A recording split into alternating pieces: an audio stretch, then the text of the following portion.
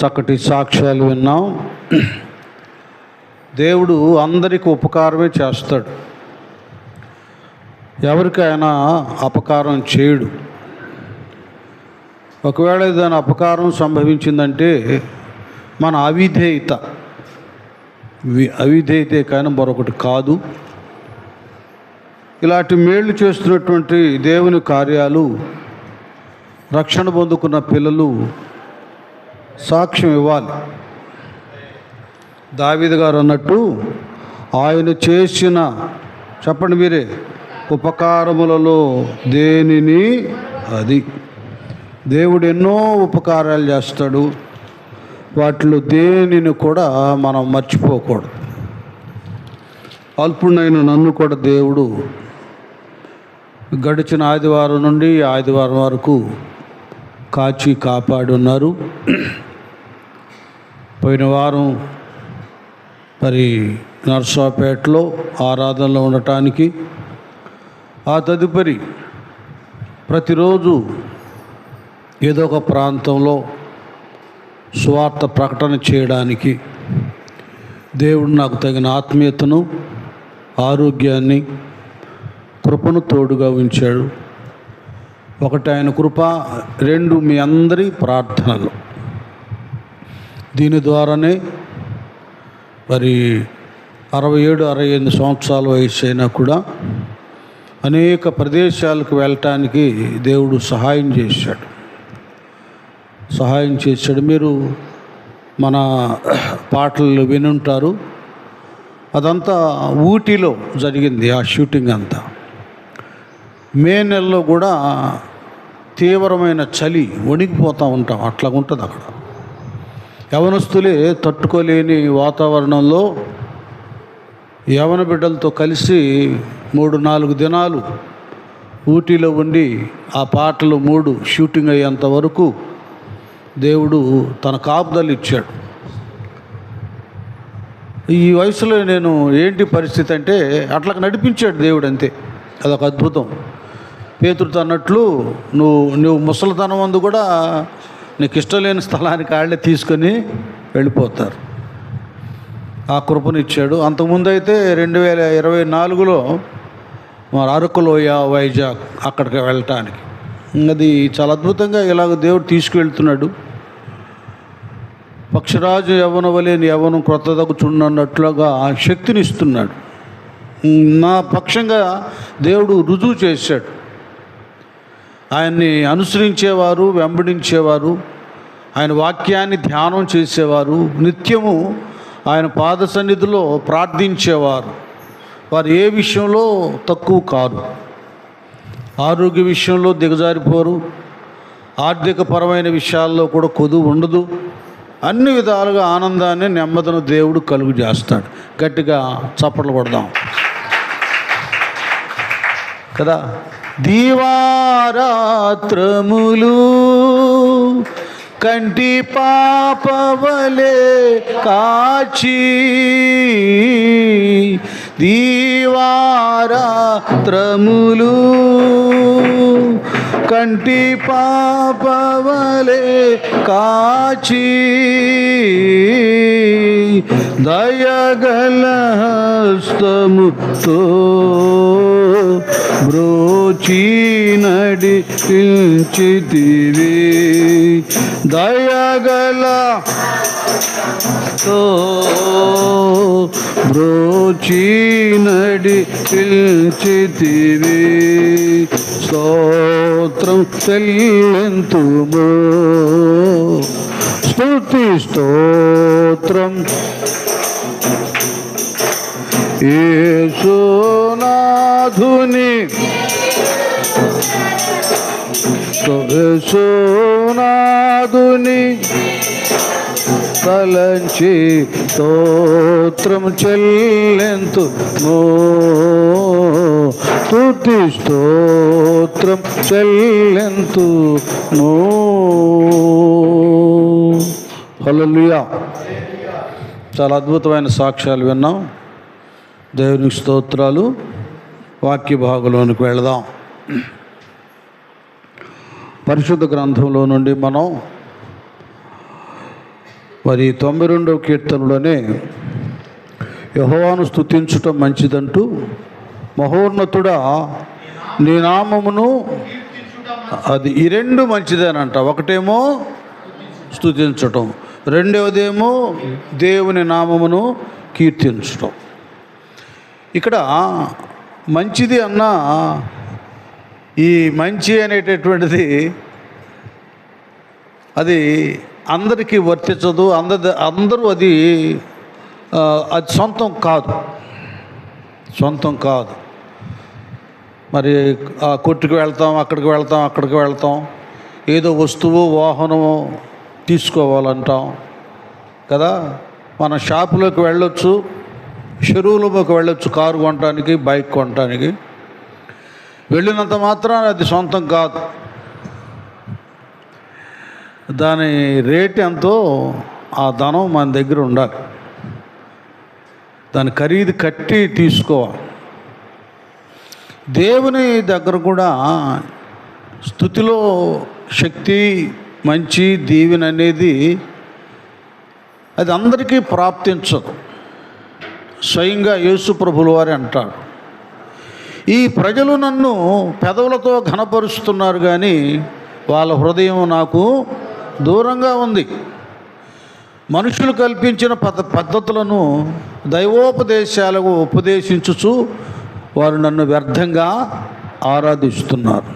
అందరూ హల్లెలూయా అనగానే, స్తోత్రం అనగానే ఆశీర్వాదాలు కుమ్మరించబడవండి. దీనికి ఒక థీరీ, దీనికి ఒక పద్ధతి ఉంది. ఎవరు స్తోత్రాల మీద ఆయన ఆసీనుడవుతాడు, ఎవరు స్తుతులు ఆయన అంగీకరిస్తారు, ఎవరు స్తుతులతో వారికి మంచి జరుగుతుందో అంటే హృదయశుద్ధి గలవారు ధన్యులు, వారు దేవుని చూచెదరు. హృదయ పవిత్రత అనేటటువంటిది కావాలి. ఎందుకు కావాలంటే మన దేవుడు, చెప్పండి మీరే, మన దేవుడు పరిశుద్ధుడు. లేవికాండంలో స్పష్టంగా ఉంటుంది. మన దేవుడు పరిశుద్ధుడు కనుక ఆయన ఆరాధించేవారు, సేవించేవారు, ఆయన దగ్గరకు వచ్చేటటువంటి వారు కూడా పరిశుద్ధతను కలిగి ఉండాలి. పరిశుద్ధత లేకుండా ఎవరు కూడా దేవుని చూడలేరు. అసలు ఎంత గొప్ప చాయిస్ దేవుడు మనకి ఇచ్చాడంటే, దేవుని మొట్టమొదటిగా స్తుతించే అర్హత, భాగ్యం, అవకాశం ఎవరికి ఇచ్చాడంటే దేవుడు దూతలకు ఇచ్చాడు. కోట్ల కొలది పరలోకంలో దూతగణాలు ఉంటారు. వారు మహిమా ప్రభావాలతో చేయబడ్డవారు.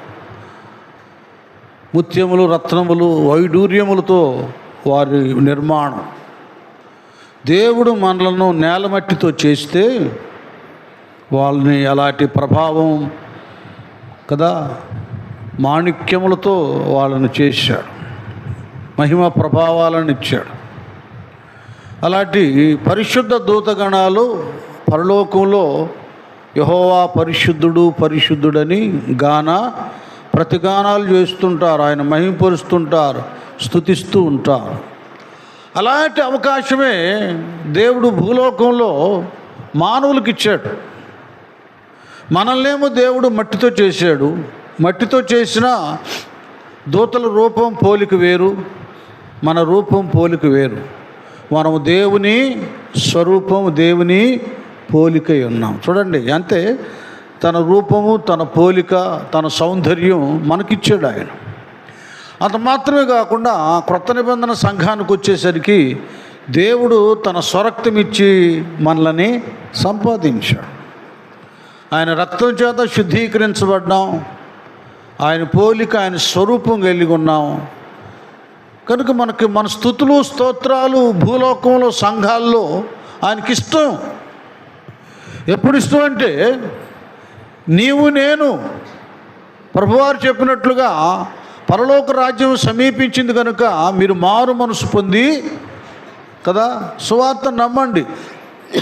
నమ్మి బాప్తీసం పొందినవాడు రక్షించబడును, నమ్మని వానికి శిక్ష విధించబడును. మరలంటాడు, నా మాట విని నన్ను పంపిన వాని విశ్వాసం ఉంచువాడు నిత్య జీవం కలవాడు, వాడు తీర్పులోనికి రాక మరణములో నుండి జీవములోనికి దాటి ఉన్నాడు. అది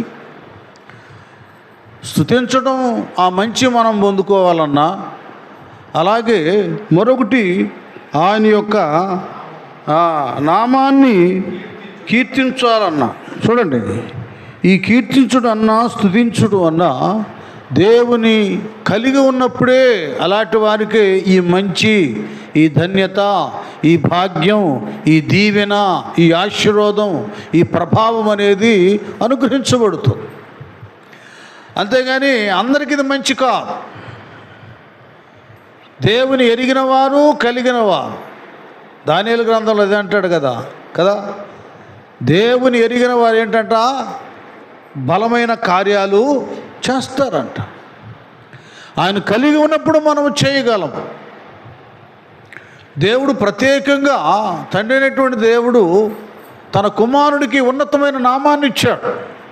నిర్గమాకాండం 23వ అధ్యాయం మనం చూస్తే, నిర్గమాకాండం 23వ అధ్యాయము ఇశ్రాయేలు ప్రజలను ఆయన నడిపిస్తున్నాడు. దేవాది దేవుడు నడిపిస్తున్నప్పుడు ఈ అధికారం, ఆధిపత్యం అంతా కూడా తన ప్రియ కుమారునికి అప్పగించాడు.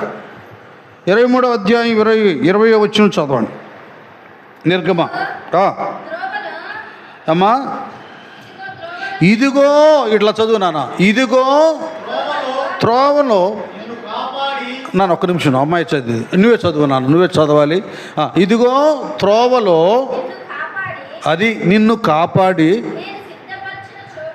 నేను సిద్ధపరిచిన చోటుకు నిన్ను రప్పించుటకు ఒక దూతను నీకు ముందుగా పంపుచున్నాను. ఆయన సన్నిధిని, అదే ఆయన దగ్గర అందరూ ఎలాగుండాలంట, జాగ్రత్తగా నుండి ఆయన మాట వినవలెను. చదువు అంతే. ఆయన కోపము, మీ అతిక్రమములను, అది నా నామము ఆయనకున్నది. గట్టిగా చప్పట్లు కొట్టండి, అర్థమవుతుందా? ఈ నామము ఘనమైన నామము. ఆయనకి క్షమించడానికి, పాపాలను క్షమించటానికి, కనికరించడానికి, దయ చూపటానికి ఆయన దగ్గర అధికారం ఉంది. నీ పాపాలు క్షమించబడ్డాయంటే క్షమించబడతాయి. నీ రోగము స్వస్థపరచబడుతుందంటే స్వస్థత కలుగుతుంది. అలాంటి దివ్యమైన నామం, ఆ నామమే, చెప్పండి మీరు, ఏ నామం అది? యేసు. గట్టిగా, యేసు నామము. అది కదా. ఆయన నామాన్ని ఎవరికి కీర్తించడం ఎవరికి మంచిది అంటే, ఆయనకు లోబడిన వారికి, ఆయన మాట వినిన వారికి, ఆయనకు తన హృదయాలను అంకితము చేసిన వారికి, ఆయన మాట విని రక్షించబడినటువంటి వారికి. అందుకంటే చూడు, గలతీ 3 చూడన్నా, గలతీ పత్రిక 3వ అధ్యాయము 27వ వచనం. 3వ అధ్యాయము 27వ వచనం గలతీ పత్రికలో. చూడండి, క్రీస్తులోనికి బాప్తీసం పొందిన, అది అర్థమవుతుందా? ఇక్కడ గలతీ సంఘములో ఉన్న, ఇలాగూ మనకు శాలేం ప్రార్థన మందిరం డోకిపరులో ఉండేటువంటి వారందరికీ నేను ఎలాగూ వాక్యం చెప్తా ఉన్నానో, పౌలయ్య గలతీలో దేవుని సంఘం ఉంది, ఆ బిడ్డలకు వాక్యం చెబుతూ ఇలాగంటాడు, క్రీస్తులోనికి బాప్తీసం పొందిన మీరందరూ, అదే మీరందరూ బాప్తీసం పొందారు, ఆయన నామములో బాప్తీసం పొందారు.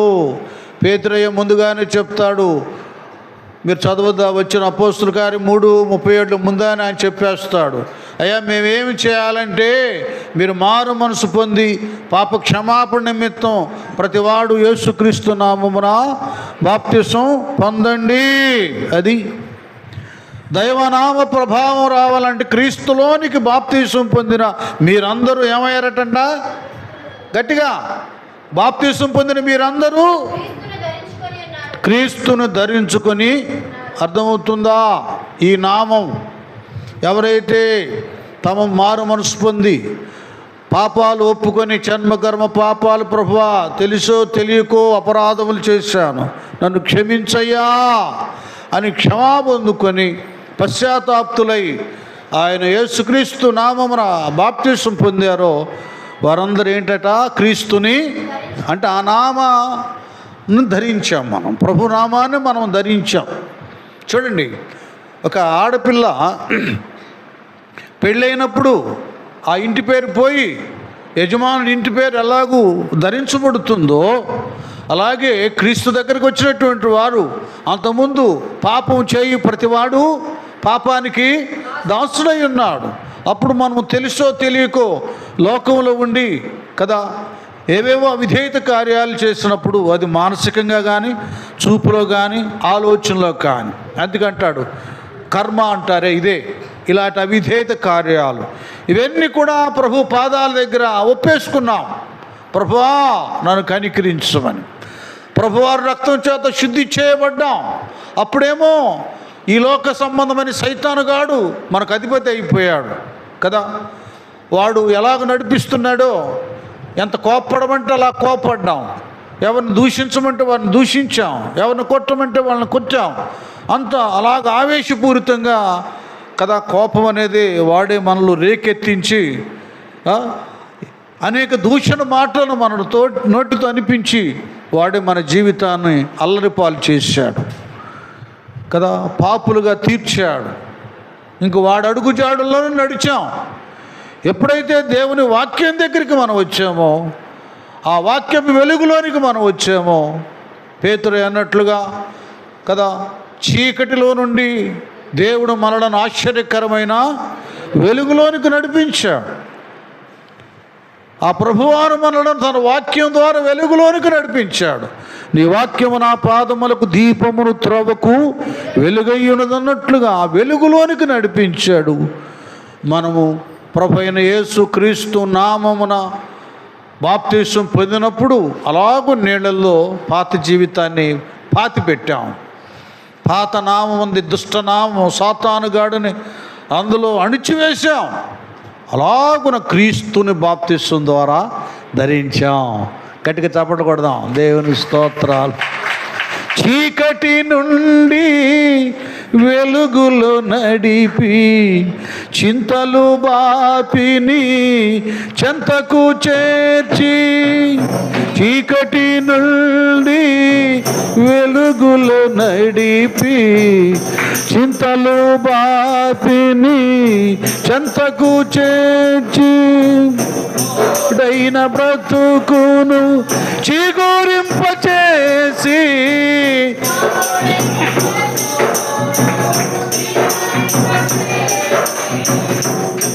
క్షమార్గమున నడిపించితివి,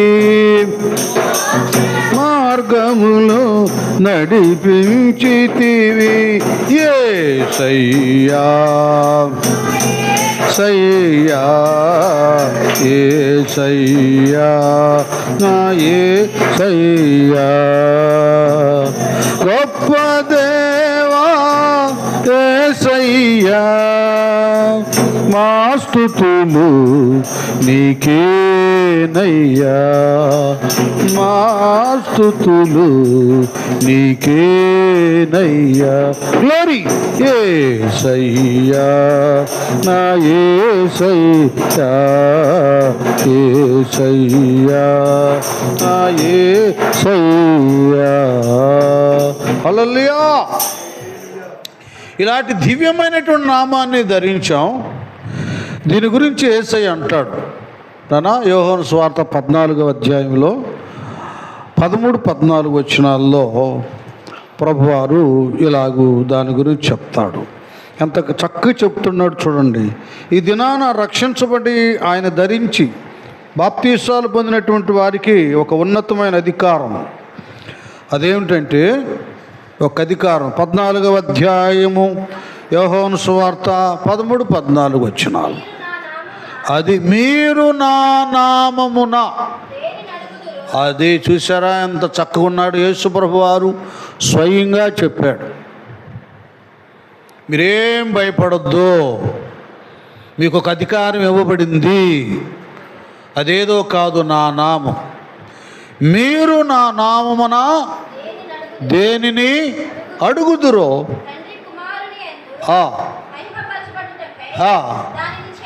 అది మీరేది అడిగితే అది ఏమవుతుంది? ఇవ్వబడుతుంది. అంది అడుగుడు మీకు ఇవ్వబడు. ఇంత ఈ నామములో ఇంత పెద్ద ఆధిక్యత, ఘనత, అధికారం ఉంది. ఇంత పవర్ ఉంది ఆ నామాన్ని ధరించిన వారికి. దీని గురించే స్పష్టంగా మన అపోస్తలుల కార్యం 3వ అధ్యాయంలో పేతురు యోహానులు యెరూషలేము శృంగారం అనే దేవాలయం దగ్గరికి వెళ్తూ ఉంటారండి. ఆ ద్వారం దగ్గరే పుట్టిన మొదలుకొని కుంటోడు ఆయన.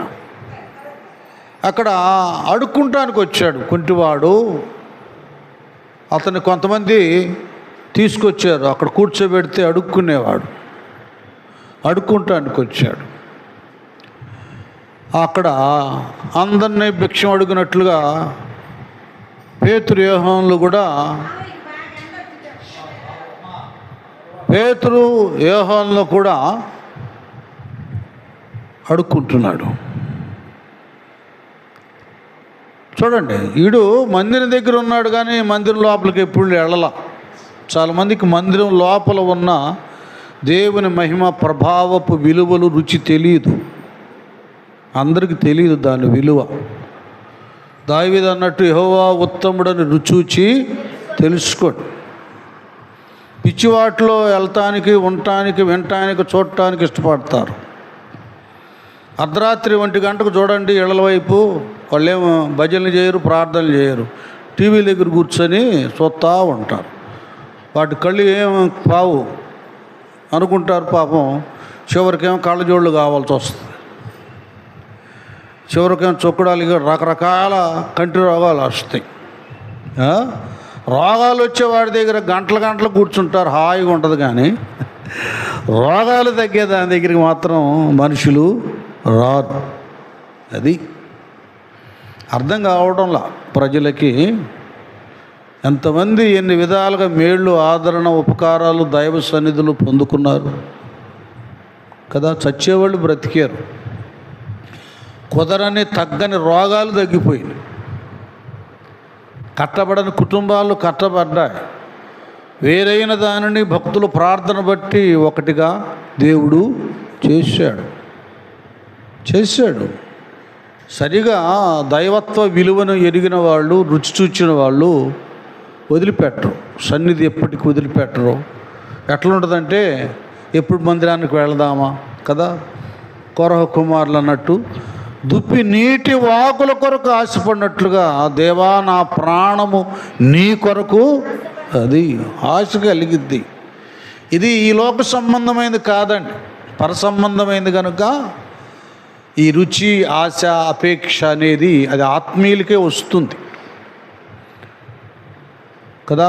దైవ సంబంధమైన మనస్సు కలిగిన వారే మందిరాల్లో కనబడగలరు. శరీర సంబంధులకి ఇది అర్థం కాదు. ఇతను ఎన్ని సంవత్సరాల నుంచి అడుక్కుంటున్నాడో. ఇప్పుడు అడుక్కునేవాడు సృష్టికర్త దేవుడు తన ఆలయంలో ఆయన దగ్గరికి వెళ్ళే వాళ్ళకి సహాయం చేస్తాడు అని ఒక అడుగు అట్లాగే ఆ దోక్కుంటాన్ని ఎలాగో ఆ గడప దాటి లోపలికి వెళ్ళొచ్చుగా, కూర్చోవచ్చుగా, దైవనామాన్ని స్మరణ చేయొచ్చుగా, ధ్యానం చేయొచ్చుగా. వాడికి అది కాదు. పొట్ట నింపుకుంటానికి భిక్షం కావాలి. లేదండి, దేవుని వైపు చూచి ఆయన ఆజ్ఞకు లోబడే ప్రతి భక్తుని ఆయన తలగా చేస్తాడు కానీ తోకగా చేయుడు. వాళ్ళు పెట్టేవాళ్ళుగా చేస్తాడు కానీ అడుక్కునే వాళ్ళుగా చేయడు. ఇంత గొప్ప దేవుడిని మనం ఆశ్రయించాం. రాజకుమారులు, కుమార్తెలు యువరాజులు, యువరాణులు అవుతారు కానీ బెగ్గర్స్ కారు. రారాజు దేవుడు. ఆయన ఆశ్రయించేటటువంటి వారు ధనవంతులే, దరిద్రులు కారు. ఈ సూత్రం, ఈ సత్యం ఎరగక ఆ మందిరం ఏందిలే, ప్రార్థన ఏందిలే వెళ్ళేదని చిన్న చూపు చూస్తారు, తక్కువ అంచనా వేస్తారు. లేదండి, నువ్వు దేనైనా తక్కువగా అంచనా వేయొచ్చేమో, కానీ దేవుని తక్కువ చేయకూడదు. ఆయన సృష్టికర్త. ఆ మందిరమే దేవుని మందిరం. అది చాలా విలువైంది. అది అర్థం కాదు, ఈ కుంటి ఆయనకి అర్థం కాలే. ఇక పేతురు 3వ అధ్యాయం తీసించాకమ్మని రెడీగా నాన్న అందరు తీయండి ఎవరికి అనుకుండా. ఇక ఈ పేతురు యోహానులో వెళ్తుంటే మా వైపు చూడమన్నాడు పేతురు గారు. యోహానును మా తట్టు చూడమన్నది. వాని యొద్ద అంతే స్పీడ్కి వెళ్ళిపో, ఏమైనా దొరుకునని కనిపెట్టుచు. అదే ఏమైనా వేస్తారేమో అందరిలాగా అనుకుంటున్నారు. అందరేసే ఒక్క నిమిషం అందరేసే ₹2 కంటే కూడా జీవితాన్ని బాగు చేసేది వీళ్ళ దగ్గర ఉందన్న సంగతి ఆయనకి తెలియట్లా కదా. కొంతమంది ఉన్నారు, వాళ్ళని చూసి వీళ్ళు నా సమస్యలు ఏం తీరుతారు అనుకుంటారు. లేదు, వాళ్ళకి ఒకవేళ దృఢంగా ఘనంగా ధనవంతులుగా కనబడకపోయినా వారిలో దేవుడు ఉన్నాడు. వారు ఆ నామమున స్మరిస్తూ ప్రార్థిస్తారు. నెక్స్ట్ చదువున్నాను. అంతటా అదే పేతురు గారు అంటున్నాడు అనమాట. చదువునానా, వెండి బంగారములు చూడండి, ఇక్కడ బాగా వినండి, ఆలోచించండి. ఈ సంగతి నేను చాలాసార్లు చెప్పాను. వాస్తవంగా ఇప్పట్లాగా లేదు అప్పుడు భక్తి. అప్పుడు చాలామంది మారిపోయిన తర్వాత ఏం చేశారంటే, మేము మారు మనసు పొంది బాప్తీసం పొంది నమ్మి బాప్తీసం పొందినవాడు రక్షించబడనంటే నరకానికి వెళ్లకుండా పరలోకానికి వెళ్ళిపోతాడు. కాబట్టి మేము రక్షించబడి పరలోక వారసులం అయిపోయాం. ఇప్పుడు చచ్చిపోయిన మేము చక్కగా దేవుని రాజ్యానికి వెళ్తాం.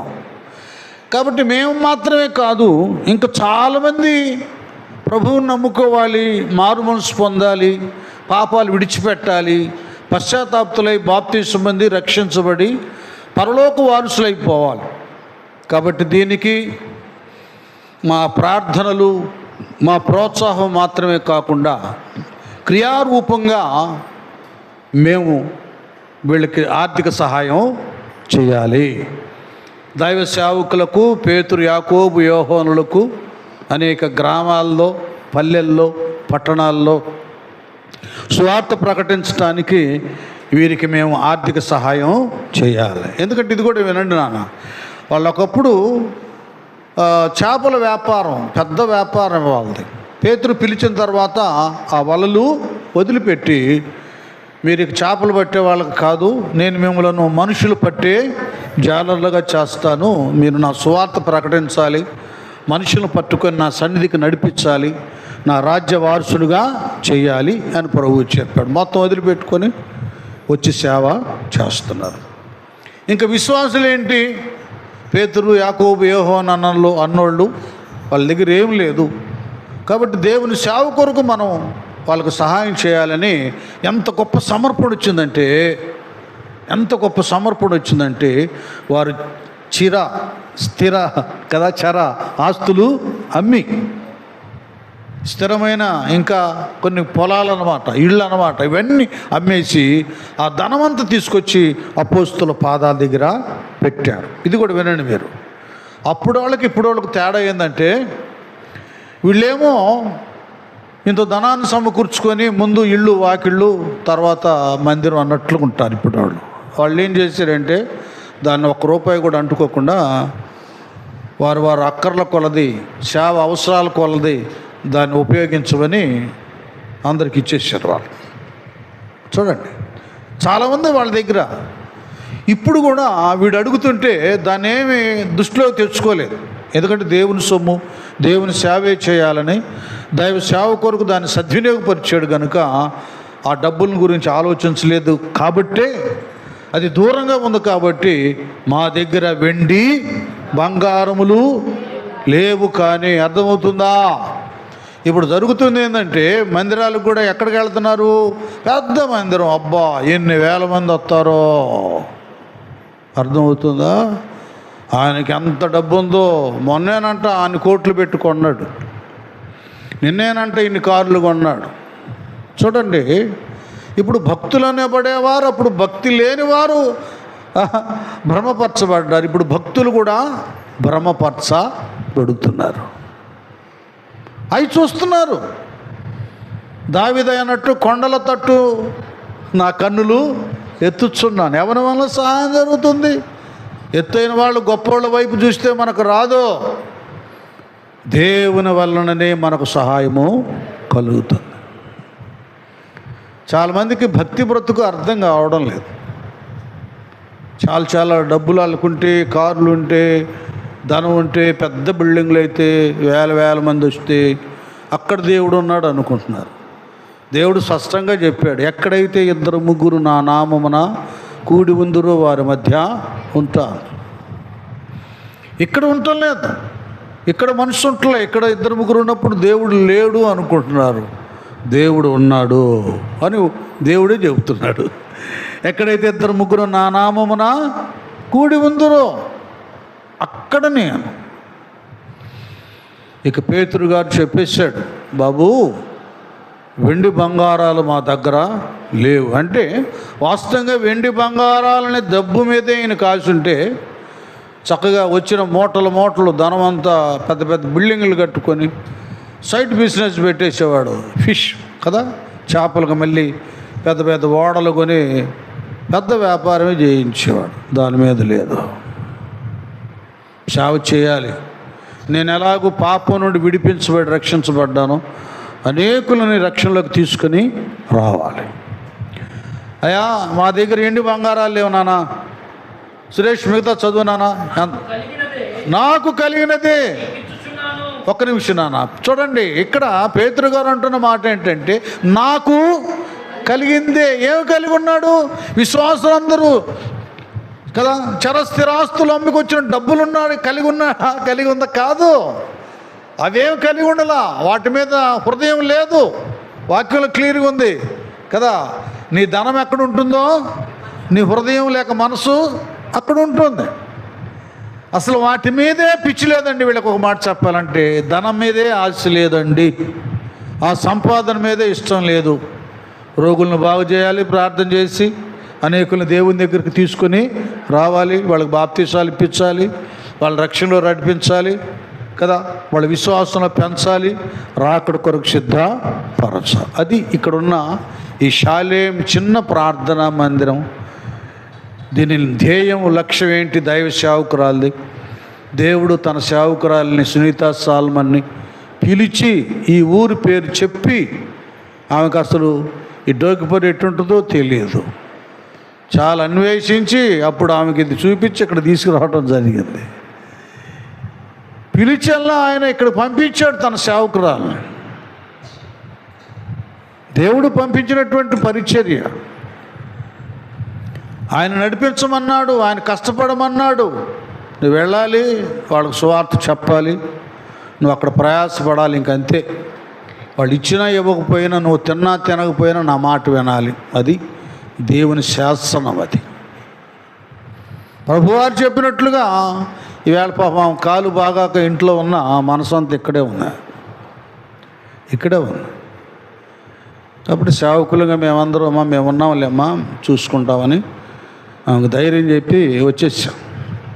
అనా పేతురు ఒకటే అన్నాడు, బాబు మా దగ్గర వెండి బంగారాలు ఏమి, నాకు ఒకటి కలిగి ఉంది చెప్తున్నా విన, నాకు కలిగిందే అన్నాను. ఇక్కడ ఎప్పుడు కలిగింది అనగానే నేను అనుకుంటున్నాను అనమాట, వీడెంత ఆశపడ్డాడు అంటే అందరికంటే ఈయన దగ్గర బాగా. అంతేగా, మనుష్యుని ఆలోచన అంతా లోక సంబంధమైంది, లోకాశపరమైన ఆలోచనే. అబ్బా కలిగిందంటే వచ్చిపోయే వాళ్ళందరికంటే ఈయన దగ్గర బాగుండి ఉంటుంది అనుకుంటాం. అది ఎక్కువ మంది చూసేది ఇదే అన్నప్పుడు ఆయన నిజంగా పేతురు గారు తనలో, తన హృదయంలో, తన జీవితంలో ఏముందో ఇప్పుడు చెబుతున్నాడు. చదువునారా? నజరేయుడైన యేసుక్రీస్తు నామమున. అది ఏముంది ఆయన హృదయంలో? చెప్పండి, గట్టిగా చెప్పండి. పేతురులో ఏముంది? కలిగిందే నీకు ఇస్తున్నా. ఏంటది? నజరేయుడైన యేసుక్రీస్తు నామము. గట్టిగా చప్పట్లు కొడదాం, దేవునికి స్తోత్రం. అది నామమును కీర్తించడం మంచిదంటున్నామే. ఇది ఈ కీర్తి, ఈ ధ్యానము, ఈ స్తుతియాగము భక్తుల్లో నిత్యం ఉంటుంది. ఇప్పుడు ఆరాధనకు ఆదివారం వచ్చి ఆరాధన చేయడం, స్తోత్రం హల్లెలూయా అని చెప్పడం యేసయ్య అనుకుంటాం కాదు. మరి కుమార్తెలు, ఆడపిల్లలు, సహోదరీలు వారి ఇంటి పనులు చేస్తున్నా, వంట పనులు చేస్తున్నా స్తోత్రం ప్రభువా యేసయ్య యేసయ్య కదా. బ్రదర్స్ వారు ఏ డ్యూటీలు చేస్తున్నా, ఏ వర్క్ చేస్తున్నా, ఏ కష్టపడుతున్నా, దేవా నీకే స్తోత్రం అయ్యా యేసయ్య యేసయ్య ప్రభువా. ఎదురాయి దగ్గర ప్రభువా, కాలు జారి పడిన ప్రభువా, లేచిన ప్రభువా, ఏదైనా వచ్చిన ప్రభువా, వెళ్ళిన ప్రభువా, నిత్యము ప్రభునామ ధ్యానములో ఉంటారు వాళ్ళు. ఇది వారికి విలువైనది. ఒకడంట నన్ను పొగుడుతూ ఉండరా నీకు డబ్బులు ఇస్తాను అన్నాడంట. ఎంత ఇవ్వగలడు? ఇదే అవకాశం అని పొద్దుగులు పొగుడుతున్నాడంట. అరే దండ పెడతా ఆపు అన్నాడంట. నేను ఇవ్వలేనని. వాడు ఇవ్వలేడేమో కానీ మనం ఎంత యేసుప్రభు వారి యొక్క నామ ధ్యానము స్మరణ చేస్తామో అది ఆయన ఇవ్వడం కదా, మనం సంపాదించుకుంటాం. గట్టిగా చెప్పడం కొట్టండి. అది కదా. ఓటీ చేసినాడు ఎట్లా సంపాదించుకుంటాడో కదా. బాగా చదివినాడు ర్యాంక్ ఎట్లా వస్తుందో భక్తిలో కూడా అలాగే ఉంటుంది. ఈ విలువలు చాలామంది తెలియట్లేదు నాన్న. మనం చెప్తేనేమో ఒకళ్ళేమో విమర్శించుకుంటారు, ఒకళ్ళేమో సిలువను కూర్చిన వార్త నశిస్తున్న వారికి వెర్రి, అది ఎర్రు బాగులోళ్ళు అనుకుంటారు. అది మనకైతే ఏంటి చెప్పండి? అది మనకైతే దేవుని శక్తి. అర్థమవుతుందా? యేసయ్య నామ స్మరణ దైవ శక్తి. ఆ భక్తి శక్తి వలన దుష్ట శక్తులన్నీ పారిపోతాయి. యేసు రక్తమే జై. ఏనా ఇంత గొప్ప ప్రభావం. ఇంకేం చేశాడు పేతురు గారు? వాని కుడి చెయ్యి పట్టుకొని లేవనెత్తెను. గట్టిగా చప్పట్లు ఇంకోసారి దేవుని స్తోత్రాలు. అరే బాబు, మా దగ్గర ఉన్నది ఇది. అర్థమవుతుందా?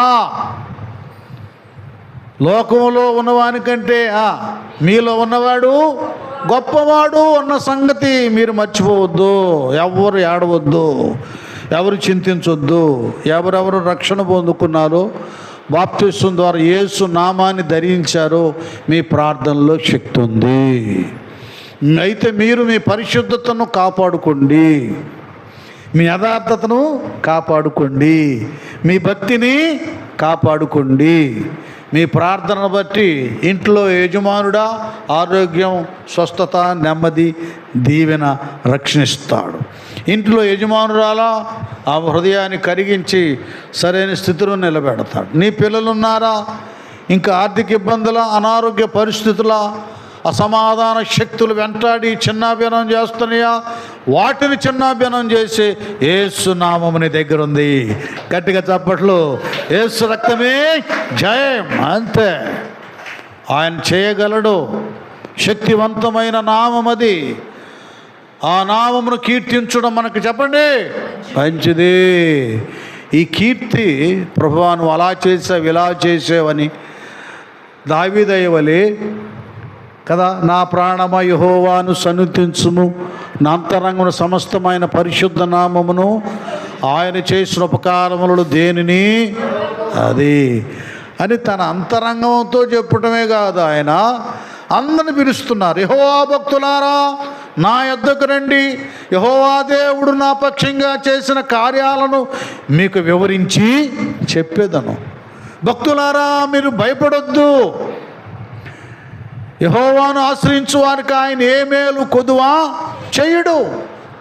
ఒకవేళ సింహపు పిల్లలు కదా లేమి గలవై ఆకలి కొనేమో కానీ ఆయన యందు భయభక్తులు గల వారికి దేవుడు ఏ మేలు చేయక మారడు. హల్లెలూయా. అది ఇలాంటి గొప్ప నామం ఇది. ఆ నామాన్ని మనము ప్రజలందరి ఎదుట దేవుడు మనకు చేసిన స్వస్థతలను బట్టి, మేళ్లను, ఉపకారాలను, అద్భుత కార్యాలను బట్టి ఆయన నామాన్ని కీర్తించడం అంటే ఎదుగో సాక్ష్యాలు చెప్పడం. అర్థమవుతుందా? ఎప్పుడైనా ఎందుకు సాక్ష్యం చెప్పాలంటే ఈ కీర్తనలో మనం చదువుకున్నట్టుగా మహోన్నతుడా నీ నామమును కీర్తించుట అంటే అర్థం సాక్ష్యం చెప్పడం మంచిది. దేవుడు నాకు ఈ మేలు చేశాడు, ఈ ఉపకారం చేశాడు, ఈ రీతిగా నాకు దేవుడు సహాయం చేశాడు, ఈ కీడు నుండి తప్పించాడు, ఈ విధమైనటువంటి అద్భుతాన్ని దేవుడు చేశాడు. ఇది కీర్తించడం. సాక్ష్యం చెప్పడం అంటే ఏదో లేచి 2 మాటలు చెప్పడం కాదు. ఇందులో దైవ నామ కీర్తిని కీర్తించడం ఉంది. ఇది చేయాలి.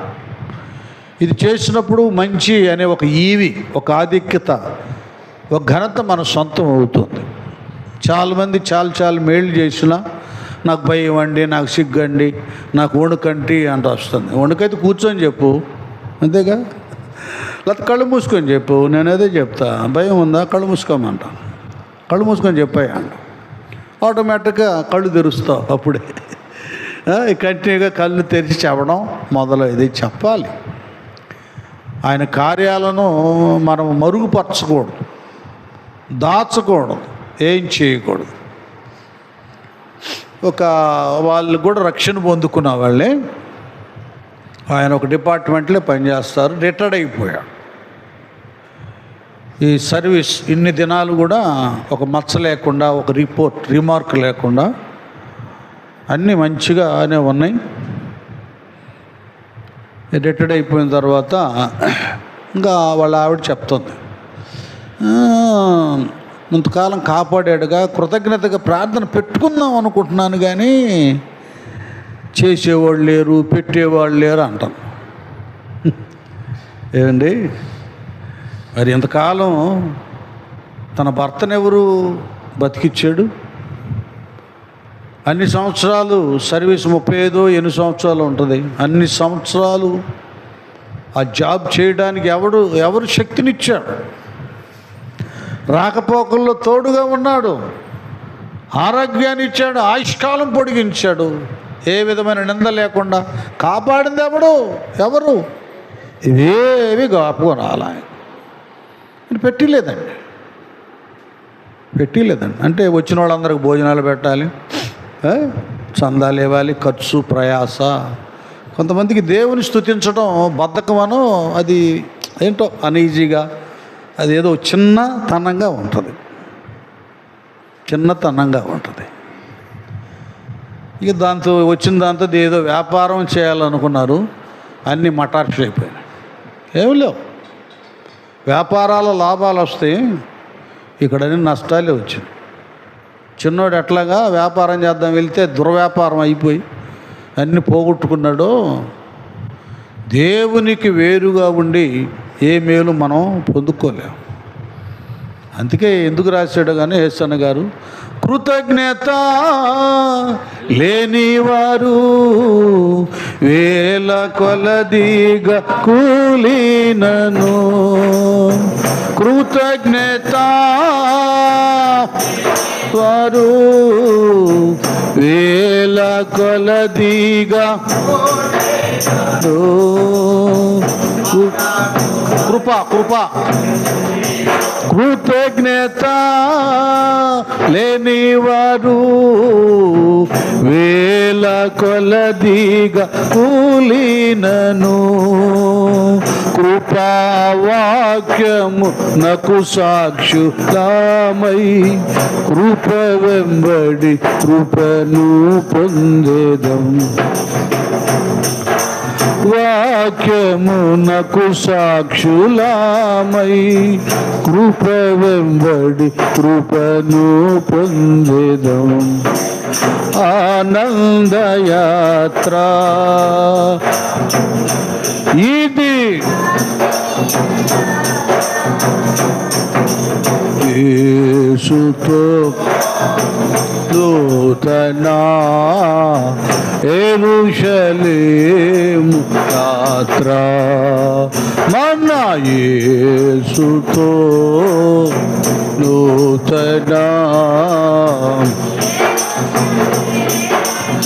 యాత్ర.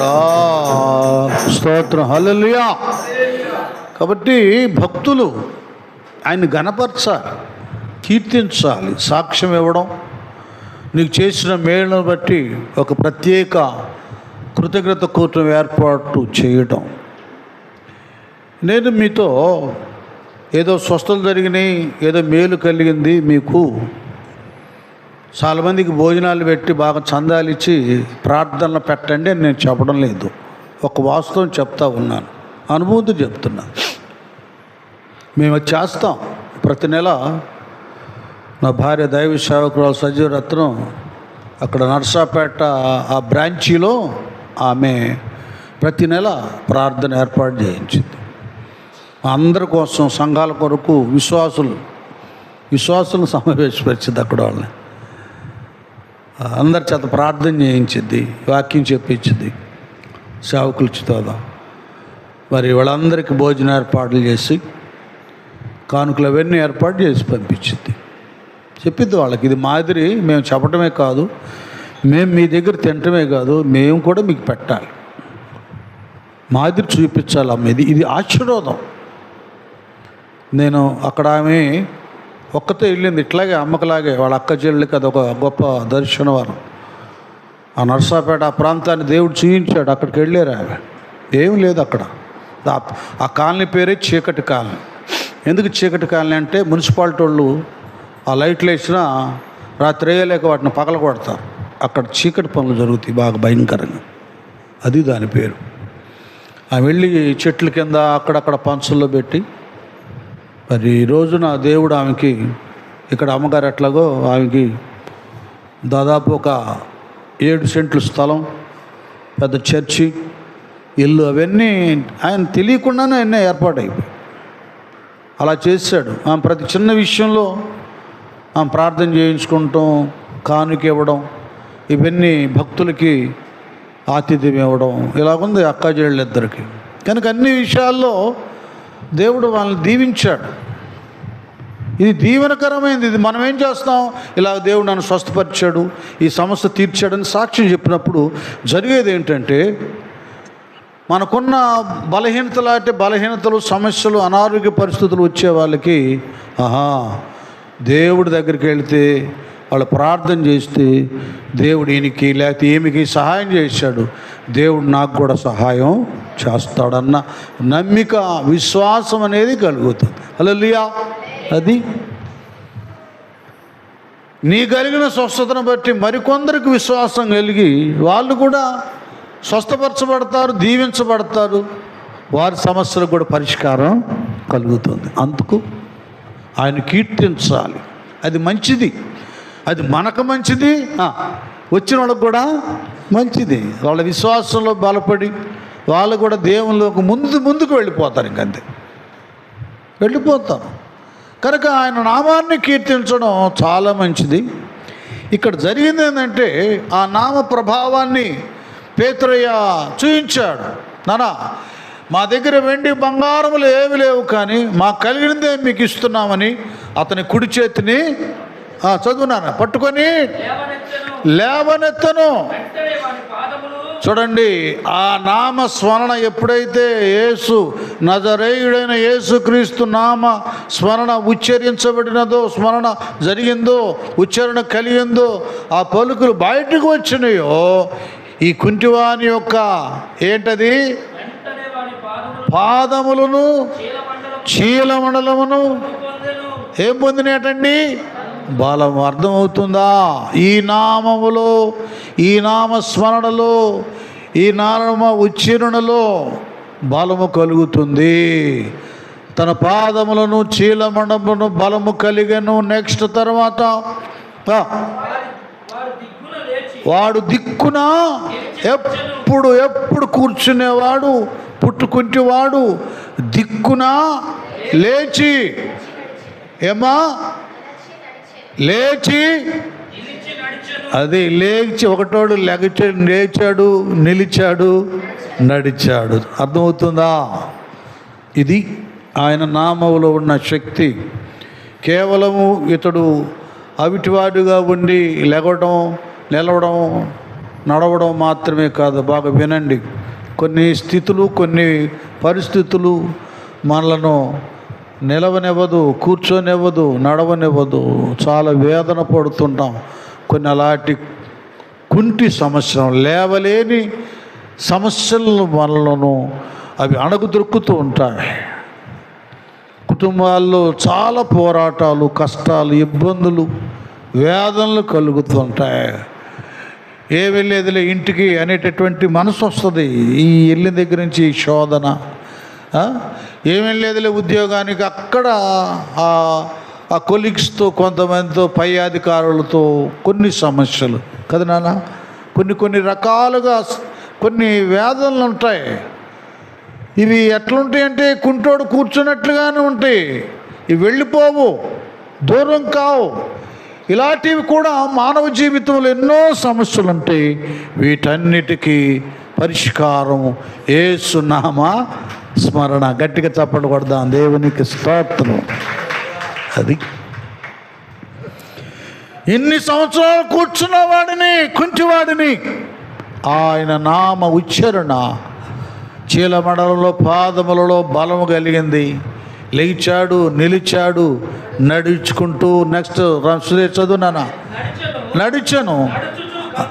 అది కంటిన్యూ అయిపోయింది. పవర్ ఎక్కువైపోయింది, శక్తి ఎక్కువైపోయింది, ప్రభావం ఉన్నతంగా ఉంది. నడుచుచు గంతులు, అబ్బాబ్బా ఎంత మెరికలో మీరు అర్థం చేసుకోండి. కాబట్టి కూలిపోయిన నీ కుటుంబ వ్యవస్థను పైకి లేపి గంతులు వేసేటట్టుగా చేస్తాడు నా దేవుడు. గట్టిగా చప్పట్లు కొడతా, దేవుని స్తోత్రం. ఈ నామములో ఇంత ప్రభావం ఉన్నది, ఇంత శక్తి ఉంది ప్రభు నామ స్మరణలో. నీ సమస్యలు, కష్టాన్ని బట్టి మొన్నబడి ఉంటావు, బయటికి వెళ్ళవు. ఏం మొఖం చూపించేది, ఏం వెళ్ళేది, ఏమి చేసేది అనుకుంటావు. ప్రభువారు నీ ఇంట ప్రవేశించిన తర్వాత నీ స్థితిగతులే పూర్తిగా మారిపోతాయి. ఆనందాన్ని గంతులు వేసి అనుభూతిని ఆయన కలుగు చేస్తాడు. తర్వాత ఏం చేశాడు నాన్న శ్రేషు? అదే ఎక్కడికి వచ్చింది మెట్టంటే, వాడి జీవితంలో అన్ని సంవత్సరాలు మందిరపు ద్వారం దగ్గర అడుక్కున్నాడు కానీ, అయ్యా అయ్యా అమ్మా అని అడుక్కున్నాడు కానీ ఏసయ్యా అన్నవాడు కాదు. దైవనామస్మరణ చేసినవాడు కాడు. ఇప్పుడు ఏం చేశాడు? ఆయన గంతులు ఏం చేస్తున్నాడు? దేవుని స్తుతించుచు. ఎవరితో అంటే అపోస్తులతో కూడా, యేసయ్య శిష్యులతో కూడా. ఆహా, అపోస్తులతో పాటు, మహాభక్తులతో పాటు దేవాలయమునకు, ఎన్న దేవాలయానికి వెళ్ళను. గట్టి చదో, దేవాలయానికి ఏం చేశాడు? ఎన్నడూ వెళ్ళని వాడు దేవాలయానికి వెళ్ళాడు. హల్లెలూయా. అది ఈ నామములో ఉన్న శక్తి. ఆయన నడిపిస్తాడు నీ ప్రార్థన బట్టి. నీ ఇంటి వారిని నడిపిస్తాడు, కష్టంలో ఉన్న వారిని నడిపిస్తాడు, ఇబ్బందుల్లో ఉన్న వారిని నడిపిస్తాడు, దూరమైన వారిని నడిపిస్తాడు, వ్యతిరేకులు నడిపిస్తాడు. కనుక నామాన్ని ధరించిన ప్రతి భక్తుడు, భక్తురాలు ఆ నామస్మరణలోనే ఉండాలి. పరిశుద్ధత, యథార్థత కలిగి ఉండాలి. అలాంటి హృదయపూర్వక మనస్ఫూర్తిగా నువ్వు చేసే యేసు నామములు ప్రార్థన ఆయన అడిగినప్పుడు నువ్వేది అడుగుతావో, యజమానుడా, బిడ్డలా, వ్యాపారమా, వ్యవసాయమా, ఈ సమస్య, ఆ సమస్య, ఆత్మీయత, అభిషేకమా, కృపావరాల, అవన్నీ కూడా దేవుడు నీకు అనుగ్రహిస్తాడు. అది వాగ్దానం చేసినవాడు, నమ్మదగిన వాడు. ఆయన తప్పక నీకు సహాయం చేస్తాడు. ఏం చేశాడు నాన్న? గంతులు వేసుకుంటూ ఎక్కడికి వెళ్ళాడు? ఆయనతో కలిసి దేవాలయానికి వెళ్ళారు. ఎంతటికి బాగుందా? అద్భుతంగా ఉందా? ఎంత అద్భుతమైన కార్యం జరిగితే అందరూ ఘనపరచాలి, స్తుతించాలి. కానీ ఇక్కడ కొందరు ఉన్నారు వ్యతిరేకులు, మతోన్మాదులు అంటారే, ఆ శాస్త్రులు, పరిచయులు, యూదుల్లో. ఇంకా ఈ పేతురు, యోహానులు పట్టుకొని చాలా గలిబిలి చేశారు. గలిబిలి చేసిన తర్వాత వీళ్ళేం భయపడలా. అసలు ఏంటి ఇక్కడ ఏం జరుగుతుందో మాకు అర్థం కావట్లా, ఇక్కడేమి జరుగుతుందో మాకు అర్థం కావట్లేదు. అని ఇక వాళ్ళు గొడవ గందరగోళం చేసినప్పుడు ఇప్పుడు ఈ 4వ అధ్యాయానికి వెళ్ళండి నాన్న. అపోస్తలుల కార్యం నెక్స్ట్ పేజీ. ఈ 4వ అధ్యాయంలో 5వ వచనం నుండి నేను చదువుతున్నాను, వివరణగా ఉంటుంది. ఇక్కడ కొద్ది కష్టతరంగా ఉంటుంది, నేను చదువుతున్నా వినండి. ఇక వీళ్ళు ఏం చేస్తారంటే ఇంత అద్భుతం జరిగిన తర్వాత దేవుని మహిమపరిచి, నిజంగా ఉన్నతమైన దైవ సేవకులను దేవుడు ఇంతవట్టుకి మా శృంగారం అనే దేవాలయం దగ్గర ఏ పాస్టర్ గారు కూడా చేయలేదు ఇంత అద్భుతం, ఎవరు కుంటోను బాగు చేయలేదు, వీళ్ళెవరో బాగు చేశారు, యేసుప్రభు వారి శిష్యులట, ఓహో ఎంత గొప్ప సంగతి అని గణపరచవలసింది మొదలుకొని అది వదులుకొని వీళ్ళు ఏం చేస్తున్నారో చూడండి. ఇక మరునాడు వారి అధికారులను, పెద్దలను, శాస్త్రులను యెరూషలేములో కూడుకొని ఏంటి ఇది అంతా, ఏం జరుగుతుంది, అసలు ఏం జరుగుతుంది ఇక్కడ అని ఇక వారు గొడవ చేయటం మొదలుకున్నారు. వారు పేతురును యోహానును మధ్యను నిలబెట్టి, మీరు ఏ బలము చేత కదా మరి ఏ నామమును బట్టి దీన్ని చేసితురని వారిని అడుగగా పట్టుకున్నారు. వాళ్ళు అక్కడ అధికారులు కదా, అక్కడ ఉంది శృంగారం అనే దేవాలయం. ఆ దేవాలయంలో వాళ్ళ యాజకులు, వాళ్ళు పరిచయం చేసేవాళ్ళు, వాళ్ళు బోధించేవాళ్ళు, వాళ్ళు చేయలేకపోయారు. ఆ కుంటోడిని బాగు చేయలేదు. ఏనాడు వాడిని చూసిన వాళ్ళు కాదు, వాడికి ప్రార్థన చేసిన వాళ్ళు కాదు. కొంతమంది అట్లా ఉంటుంది, వాళ్ళ దగ్గరేమో ఆ పవర్ ఉండదు, ఎవరైనా చేస్తేనేమో విమర్శిస్తారు. అక్కడ పరిస్థితి అంతా అలాగుంది. ఇక వాళ్ళు ఏం చేశారు, ఏ బలము చేత ఏ నామను బట్టి దీన్ని చేశారని వాళ్ళని అడిగారు, పేతురు యోహాను. ఇక పేతురు గారు మామూలుగా అయితే ఆయన పారిపోయేవాడు, పరిశుద్ధాత్మతో నిండిన వాడై ఇట్లనెను. అది ఇప్పుడు ఆయన పూర్తిగా ఆత్మతో నిండిపోయాడు. 3 సార్లు అబద్ధం ఆడటానికి పాత పేతురు కాదు ఈయన, అభిషేకపు పేతురు ఈయన. ప్రభు కొరకు చావనన్నా చస్తాడు. ఆయన నామస్మరణను ఏమాత్రం కూడా ఆయన జారు విడుచుకున్నటువంటి వాడు అయిపోయాడు. ఎట్టన్నాడు, ప్రజల అధికారులారా, పెద్దలారా, దేవుని స్తోత్రం, ప్రైజ్ ది లార్డ్. ప్రజల అధికారులారా, పెద్దలారా, వారిని గౌరవంగానే చెబుతున్నాడు. ఈ దుర్బలులకు చేయబడిన ఉపకారం గురించి వాడు దేని వలన స్వస్థత పొందినని నేడు మమ్మను విమర్శించున్నారు కదా, కనుక మీరందరూ ఇశ్రాయేలు ప్రజలందరూ తెలుసుకోవలసినదేమనగా, మీరు శిలువ వేసినట్టు, మృతుల్లో నుండి దేవుడు లేపినట్టు, నజరేయుడైన యేసుక్రీస్తు నామముననే వీడు స్వస్థత పొంది మీ ఎదుట నిలుచున్నాడు. గట్టిగా చప్పట కొట్టండి, దేవునికి స్తోత్రం. బాబు, మా శక్తి కాదు, మా బలం కాదు, మేము ఆయన్ని ధరించాం. బాప్తిస్వం ద్వారా మా హృదయాల్లో యేసు ప్రభువారిని కలిగి ఉన్నాం. మేము ఇతన్ని ఆ నజరేయుడైన యేసు నామమునే పైకి లేవనెత్తాం. ఆ నామమునే ఇతడు స్వస్థత పొందుకున్నాడు. గట్టిగా చప్పట్లు కొడతాం. అది శక్తివంతమైన నామమయ్యా అంటూ ఇక విషయాలన్నీ చెబుతున్నాడు. ఏం చెబుతున్నాడు, మరి ఎవరి వలనను రక్షణ కలుగుదు. ఎవరి వలన కూడా పరలోకానికి వెళ్ళడానికి, నరకాన్ని తప్పించుకుంటానికి రక్షణ కలుగదు. ఈ నామమునే మనకు రక్షణ, మనము రక్షణ పొందవల్లని, కానీ ఆకాశం క్రింద మనుషులలో ఇయ్యబడిన మరి ఏ నామమున రక్షణ పొందలేమనెను. గట్టిగా చప్పట్లు అయిపోయింది. కాబట్టి ఇది స్వస్థపరిచే నామం మాత్రమే కాదయ్యా, మానవునికి మరొకటి ఉంది, ఆత్మ ఒకటి ఉంది. ఈ లోకాన్ని విడిచిపెట్టిన తర్వాత ఈ ఆత్మ దేవుని దగ్గరికి వెళ్ళాలి. అది వెళితే నరకానికి వెళుతుంది, లేకపోతే స్వర్గానికి వెళుతుంది, పరలోకం అన్నమాట. ఆ పరలోకానికి వెళ్ళడానికి కూడా ఈ యేసయ్యే నేనే మార్గమును సత్యమును జీవమును అన్నాడు. ఆకాశం క్రింద మరి ఏ నామమున కూడా రక్షణ లేదు. ఈ నామమునే రక్షణ. మనం పరలోకం వెళ్ళొచ్చు ఈ నామములో. ఇది ఒక వారధిగా, వంతెనగా, నిచ్చెనగా ఉంటుంది ఈ నామం. ఆ నామ స్మరణలో పవిత్రత కలిగి పరలోకానికి వెళతాం. భూలోకంలో బుద్ధి జ్ఞానముల సర్వ సంపదలు ఆయనలో ఉన్నాయి కనుక ఇవన్నీ కూడా మనం పొందుకుంటాం. ఇహమందు అన్ని విధాలుగా ఆదరణ, పరమందు ఆయనతో ఆనందం, ఇవన్నీ కూడా కలుగుతాయి. ఇంత గొప్ప నామం ఇది. కాబట్టి ఈ నామం కొరకు మేము ఎన్నైనా కష్టాలు పడతామండి, తిరుగులేదు. ఆయన కొరకు మేము బ్రతుకుతామన్నారు. మీకు ఒకటి తెలియంది కాదు, నేను ఏ రిఫరెన్స్ చదవకుండా మీకు చెప్పేస్తాను.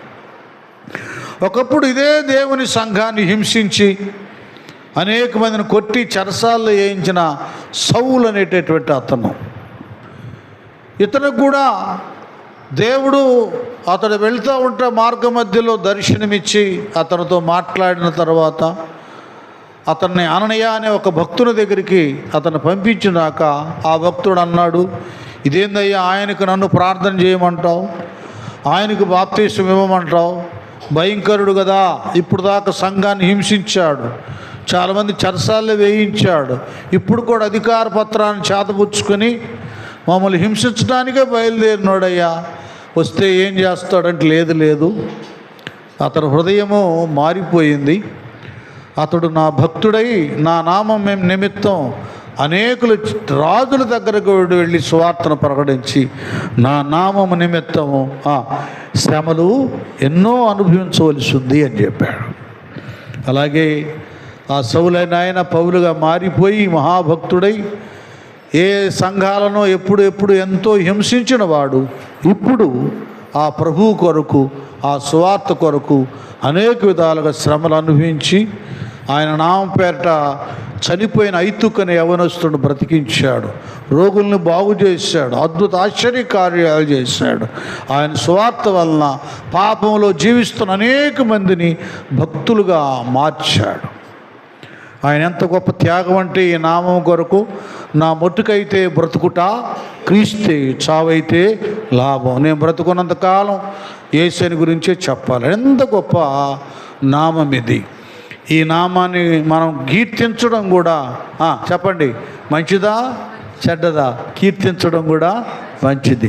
సాక్ష్యం ఇచ్చి కీర్తించాలి, నమ్మకంగా ఉండి కీర్తించాలి, దైవని సంఘానికి సహకారంగా ఉండి కీర్తించాలి, ఆయన కార్యాలు వివరించి కీర్తించాలి. కనుక ఇంత ఘనమైన దేవుడు మనకున్నాడు. ఏ విషయంలో మీరు భయపడకుండా ఆ నామంలో ప్రార్థన చేయండి, అడుగండి, అన్ని మేళ్ళు సహాయాన్ని పొందుకోండి, దేవుని సన్నిధిలో వర్ధిలింపబడండి. అట్టి భాగ్యాన్ని దేవుడు మనందరికీ దయచేయునుగాక. తెల్లవంచండి, ప్రార్థన చేసుకుందాం, హృదయాలు తెలుసుకుందాం. ఒక్క నిమిషం ప్రార్థన చేద్దాం. ఎవరు కూడా మౌనంగా ఉండొద్దు. అందరూ ప్రార్థించండి. ఒక్క నిమిషం. అయ్యా నీ నామమునే వేడుకుంటున్నా, నీ నామంలోనే అడుగుతున్నాను తండ్రి.